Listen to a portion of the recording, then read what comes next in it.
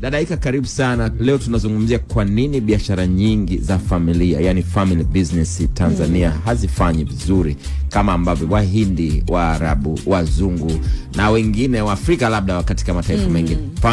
Biashara nyingi, sio zote, na maanisha nyingi sana. Of course data zinaonyesha biashara 2 mpaka 3 tu ndio zinaweza zikapenya kizazi cha 2 na cha 3, nyingine zote mwanangu zazi wakiondoka wamechoka. Karibu sana. Asante. Kama nimesema naitwa Haika, asante kwa kuwa mahali hapa. Mkurugenzi wa Mbezi Garden Hotel and Silver Star Hall. Yes, nisisahau. Kiukweli mimi naweza nikasema kwamba ulichosema ni sahihi. Kwanza family business nyingi za Kitanzania hazina structure.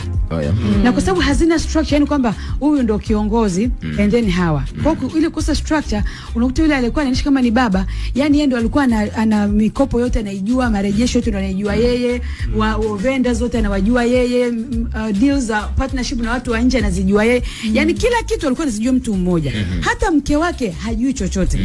Sasa na kwa sababu mara nyingi unakuta yule anayekuwa anajua kila kitu, ikitokea sasa bahati mbaya akawa amekufa, hajapass out ile taarifa. Ndio watu wanakuja kwenye familia, kwa mfano kuna hoteli moja iko pale Kabia na Mbezi sitaitaja.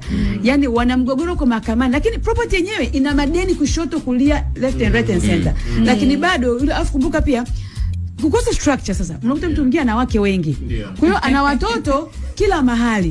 Kwa hiyo anapokufa sasa, unajua tena mahali ndio inakuwa ndio mti wenye uzaa matunda, unapigwa mawe. Kwa wale watoto wote 20 wanakuja pamoja, unakuta jaacha wingi. Yeye ndio ana madeni, yeye ndio anajua partners ni nani, yeye anajua na sijui alikuwa anapata biashara namna gani, labda kama na wageni kutoka Ujerumani, kutoka wapi. Sasa vile vitu vyote vile vinakuja pamoja. Kwa hiyo sasa unakuta the fact kwamba watu wanakuwa hawana taarifa yoyote, ndio mgongano, ni mahakamani, ni ni kesi, kila mama anang'ang'ana kupata portion yake na vitu kama hivyo. Kwa hiyo kukosekana kwa structure completely, hiyo ni tatizo moja. Lakini pia sasa kwa sababu ya kukosekana structure na kwa sababu ya usiri, biashara nyingi wale wazazi wanakuwa wanamiliki siri ya 99.9 zile biashara. Wanapomiliki zile siri za biashara, tunajua kama kuna trade secret, lakini lazima zijulikane na wale watu ambao ni wamiliki, kama ni kampuni wa madirectors wote. Unapokuwa ni wewe mtu mmoja ndio unayejua zile secrets za biashara, kwa mfano wakurugenzi ni wangapi? Ni limited ndio, lakini inawezekana baba ni limited wewe and other people. Hao wengine tu wako labda kama non paying, yani ile ndio kosa structure actually. Sasa huo usiri unachangia watu kutokujua. Kwa akifa, alafu sio tu ile mali, hata na zingine mtu mwingine ana mashamba, ana nyumba za kupanga, ana bonds, ana real estate huku na huku, watu wanakuwa wajui. Kwa zinatoweka.